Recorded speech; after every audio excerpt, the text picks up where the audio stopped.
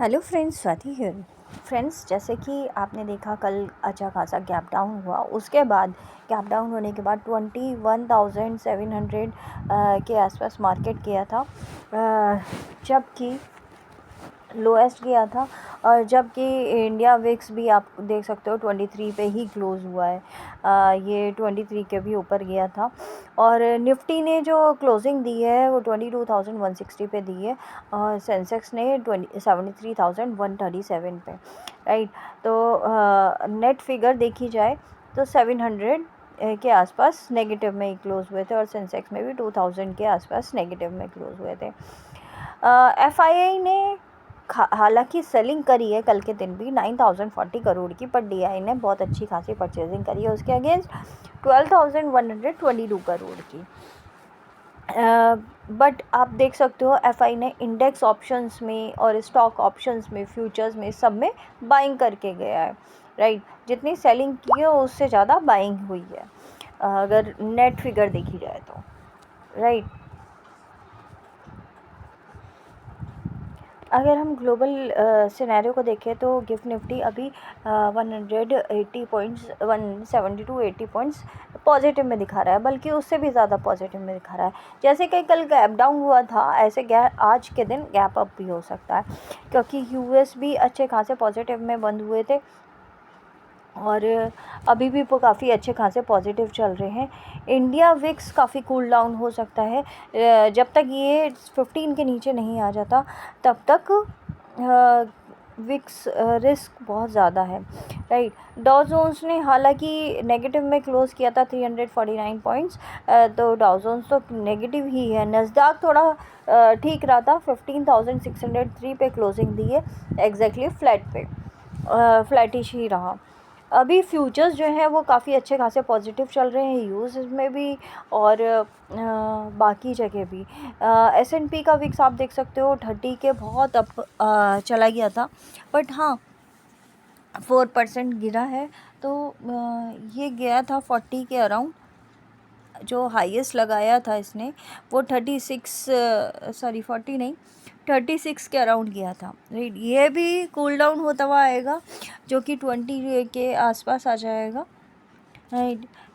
इसमें भी अच्छी खासी रिस्क तो है, बट ग्लोबल मार्केट में पॉजिटिविटी आ रही है, राइट।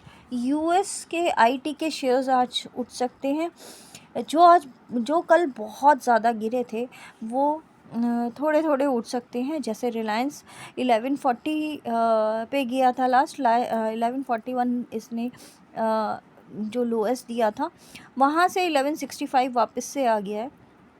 हालांकि यहाँ पे एक 1140 पे एक सपोर्ट था, जैसे कि हमने बात करी थी कि जब ये 1160 के नीचे जाएगा, इस बार ये और नीचे जा सकता है, तो 1140 इसने लोएस्ट लगाया था।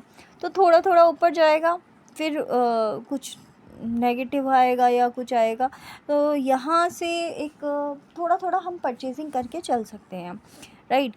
जैसे कि मार्केट में कल जैसे ही लोएस्ट लगाया था उसके बाद एकदम से रिकवर कर दिया, और ऐसे ही लोएस्ट पॉइंट से रिकवरी आ रही है, बट इतनी ज़्यादा इतनी जल्दी और ज़्यादा नहीं आ रही जितना सेलिंग आ रही है। गोल्ड की अगर हम बात करें तो गोल्ड 3000 के नीचे टिक नहीं रहा है, राइट।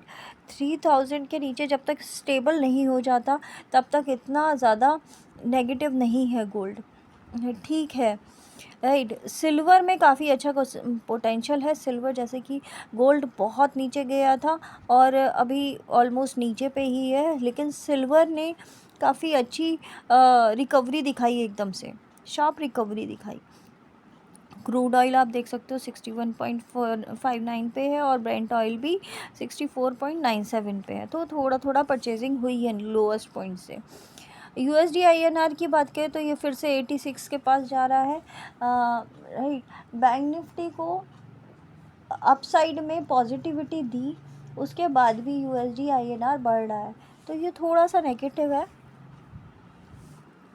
बट बैंक निफ्टी हमारा जो है वो थोड़ा सा पॉजिटिव लग रहा है, क्योंकि फेड कह रहा है कि इंटरेस्ट रेट कम होने चाहिए, क्योंकि ग्लोबल वीकनेस है, और हमारे यहाँ इंटरेस्ट रेट इसलिए कम हो रहे हैं क्योंकि अभी स्टेबल है फ़िलहाल, बट हो सकते हैं कम, सारी चीज़ें देखते हुए, ग्लोबल इकनॉमी वगैरह को देखते हुए। तो हमारे मार्केट में काफ़ी अच्छी खासी पोटेंशियल है, सबको दिख रही है, राइट। इंडिया के बॉन्ड्स में 10 इयर्स के और 2 इयर्स के बॉन्ड्स में थोड़ी सी परचेजिंग हुई है अच्छी खासी, 2% की। 6.58 फिर से वापस से आ गया, और 2 इयर्स का भी 6.3 आ गया है, राइट। हमने अच्छे खासे परसेंटेज जो है वो बॉन्ड्स में रखी हुई है, और अभी भी पॉजिटिव ही है, राइट। 30 इयर्स के, 10 इयर्स के तो यूएस ने भी करा है, लेकिन इतनी ज़्यादा परचेजिंग नहीं करी है। 2 इयर्स में और ज़्यादा सेलिंग करी है, वो 3.73 आ गया इनफैक्ट, यानी कि वो 2 इयर्स में अपने आप को इतना पॉजिटिव नहीं देख पा रहे हैं, राइट। अब लेवल्स की बात करें तो निफ्टी के जो लेवल्स हैं डेली टाइम फ्रेम पे अगर हम देखें, वीक में तो ऑलमोस्ट इसने लोएस्ट टच कर लिया, राइट। डेली टाइम फ्रेम पे देखेंगे तो एम पैटर्न अगर पूरा करता है, ये इसने यहाँ से सपोर्ट लिया था, अगर यहाँ से सपोर्ट ले लेता है 22,900, जो कि कल सपोर्ट था, 750 तक गया था। तो हालांकि ओपन ही वो यहाँ पर हुआ था इतने लोएस्ट पे, और जो लो गया था वो 10 पॉइंट और गया था, बस इससे ज़्यादा नहीं, राइट। 740 पे गया था। तो यहाँ पे एक एम पैटर्न तो ऑलमोस्ट पूरा हो गया है नीचे जो गया था, राइट। अब इसके नीचे हम इसको कहाँ देख सकते हैं, अभी फ़िलहाल इस कैंडल को, इस लाइन को हटा देते हैं, और क्योंकि बहुत ज़्यादा लाइंस हो रही है इसलिए सिर्फ ये लाइन काफ़ी अच्छी है, और इसको रेड कर लेते हैं, सपोर्ट लेने के लिए आ रही है, इस लाइन को टच करने के लिए आ सकती है। 21,580 का एक सपोर्ट पॉइंट है, वो एक टच हो सकता है, अगर वहाँ पे सस्टेन करता है तो ठीक है, अदरवाइज़ यहाँ से एक पॉजिटिव मूवमेंट आना चाहिए, फिर उसके बाद एक नेगेटिव मूवमेंट आ सकता है, राइट। इतना ज़्यादा गैप जो छोड़ा है इसलिए अगर हम ये सोचेंगे कि अप साइड में एकदम से रिकवरी आ जाएगी, रिकवरी नहीं आ पाएगी, बट हाँ फिर भी आज पॉजिटिव है, तो गैप अप हो सकता है, जो कि बीच में कहीं खुलेगा 22,650 के ऊपर अगर निकलता है तो हम 22,800-900 तक भी जा सकते हैं, राइट।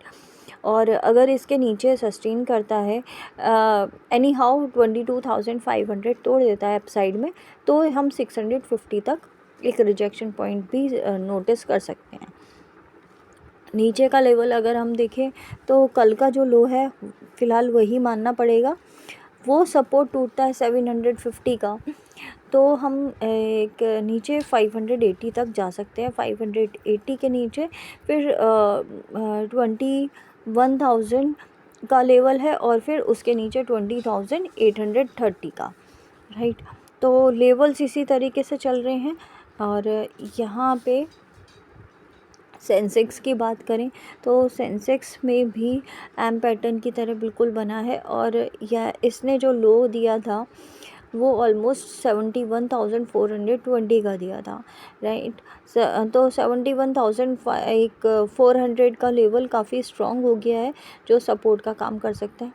71,700 गैप डाउन में ही छोड़ दिया था, बट उसको रिकवर किया, हालांकि पूरा नहीं रिकवर कर पाया, बट आधा रिकवर कर दिया, राइट। अभी 73,000 के ऊपर ही क्लोजिंग दी है, ये अच्छी बात है, और लोएस्ट पॉइंट से जो रिकवरी आई है वो डैशिंग रिकवरी थी, राइट, बूम। अदरवाइज़ हम, आपको पता ही है, अदरवाइज़ हम बहुत ज़्यादा नेगेटिव ओपन हो सकते थे, राइट। बैंक निफ्टी की भी बात करें तो बैंक निफ्टी में भी बहुत अच्छा खासा मूवमेंट आया। इसने जो लोएस्ट लगाया था वो 49,000 150 का लगाया था, हालांकि 149,000 काफ़ी स्ट्रॉन्ग पॉइंट बन गया है, और 49,000 अगर टूटता है तो 48,000 तक आराम से जा सकता है। तो ये फ्लैग एंड पोल का ही चल रहा है फ़िलहाल बैंक निफ्टी में। 48,000 तक अगर इसका कल का लो देखेंगे 49,000 का, अगर वो टूटता है, अप साइड में देखेंगे तो जो कल का हाई था वही नोटिस करना पड़ेगा, रिजेक्शन पॉइंट। फ़िलहाल 50,000 के ऊपर अगर टिकता है तो हम 50,500, और उसके ऊपर अगर टिकता है 50,500 के ऊपर तो 50,980 का एक रिजेक्शन पॉइंट है, राइट। फ़िलहाल तो यही है। आज हालांकि पॉजिटिव दिख रहा है, आज बहुत अच्छा खासा पॉजिटिव हो सकता है, क्योंकि बाइंग आ रही है, लोग बहुत जल्दी परचेजिंग कर रहे हैं, और एफआईआई ने भी परचेजिंग किया, ये थोड़ा सा अच्छी बात है। कैश में हालांकि सेल किया था, बट नेट परचेजिंग ही रहा। तो बैंक निफ्टी का लेवल और सेंसेक्स का लेवल ऑलरेडी बता दिया है। अगर हम रिलायंस, आईटीसी और इन पे बात करें, सिनकॉम फॉर्मुलेशन, ये 16 के पास है, जबकि ये 15 के भी नीचे गया था, राइट। 14.5 यहाँ पे भी एक अच्छा खासा बाउंस बैक हमें दिख सकता है। नीचे के लेवल से काफ़ी अच्छी खासी बाइंग आई है, तो हम एक 15 का लेवल नोटिस कर सकते हैं, और नीचे जो है 14.5 ये एक लेवल दे सकते हैं। यहाँ से एक डब्लू पैटर्न बन सकता है जो कि 20 तक लेके जा सकता है, 20, फिर उसके बाद 20 के ऊपर तक +20 तक लेके जा सकता है इसको, राइट। इसमें भी काफ़ी अच्छी खासी पॉजिटिव सिनेरियो बन रहा है। तो ये ट्रेंड लाइन के ऊपर चल रहा है, इसने भी अभी अपना सपोर्ट नहीं तोड़ा, राइट। आईटीसी की बात करें तो आईटीसी ने भी ये जो 400 का लेवल था इसने टेस्ट किया, 390 का, और जो लो लगाया था वो 390 का ही एग्जैक्टली लगा था। तो यहाँ पे भी एक सपोर्ट मिल गया इसको। 390 से तुरंत 406 जो एक ही दिन में इतनी अच्छी खासी रैली आई है, वो इसीलिए आई है कि ये स्टॉक काफ़ी स्ट्रॉन्ग है, और यहाँ से एक बाउंसिंग सिचुएशन मिल सकती है जो कि 450 तक लेके जा सकता है, राइट।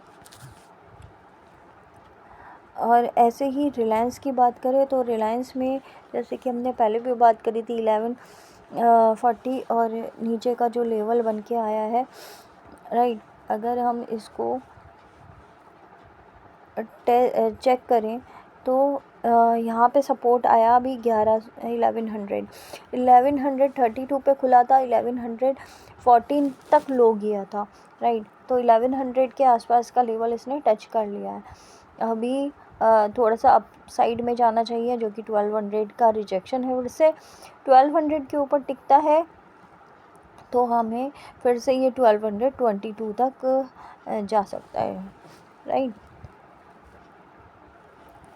नीचे की साइड आपको ऑलरेडी बता दिया है, 1114 का ही लो लगा था, 1110 के नीचे मुझे दिख नहीं रहा है, और 1108 पे बहुत बहुत स्ट्रॉन्ग सपोर्ट है, राइट। तो ये भी अच्छा है परचेज़ करने के लिए, अगर आप चाहें तो परचेज़ कर सकते हैं।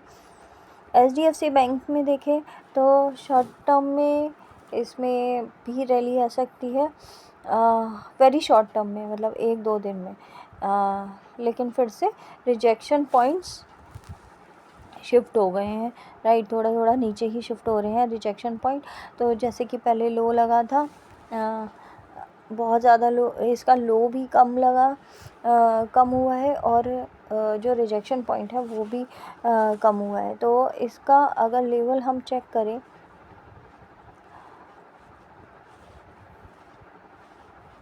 तो लास्ट टाइम ये 1800 के आसपास टिका था, वहाँ से काफ़ी बार रिजेक्शन लिया, इससे अब 1800 पे ही दोबारा रिजेक्शन है। वैसे तो 1100 1790 पे एक रिजेक्शन है, और उसके ऊपर 1800, राइट, 10 पॉइंट्स पे रिजेक्शन है। और सपोर्ट का काम कर रहा है 1680 का। 1680 जब तक नहीं टूटता है तो ये नेगेटिव नहीं हो रहा है, राइट। अब जब भी बैंक निफ्टी को नेगेटिव होना होगा तो आपका HDFC बैंक नेगेटिव हो जाएगा, राइट। SBI की बात करें तो PSU बैंक जैसे कि काफ़ी अच्छे चले, अपने लेवल्स पे ही हैं, ज़्यादा नहीं टूटे, राइट। ये भी जैसे 725 का एक सपोर्ट लेवल था, बट वहाँ से ये जो इसने जो लो दिया था 730 का ही लो दिया था, वहीं से सपोर्ट लेके ऊपर आ गया है।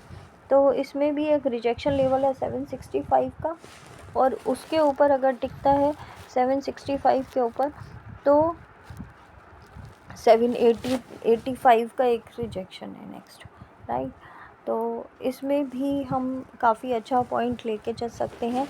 और 740 से 730 से जो बाउंस आया है वो काफ़ी अच्छा रहा है, राइट। PSU स्टॉक है, उस हिसाब से बहुत अच्छा बाउंस बैक आया है। तो thank you friends, thank you so much. इसी तरीके से हम परचेजिंग करेंगे, और जो आपके फेवरेट स्टॉक्स हैं प्लीज़ आप मुझे कमेंट में बताइए, मैं उसके चार्ट्स आपको दिखा दूँगी। Thank you so much.